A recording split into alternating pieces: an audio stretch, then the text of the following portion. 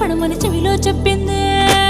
ఈ మాత్రం ఇంటే ఇస్తే సంటే కొట్టేనా, ఓ రెండు మూరల మల్లెల చేతికి చుట్టేనా. ఈ అల్లరి గాలేమో అల్లుకు పొమ్మందే, మాటలతోటి కాలక్షేపం మానేమంటుంది. కబడ్డీ కబడ్డీ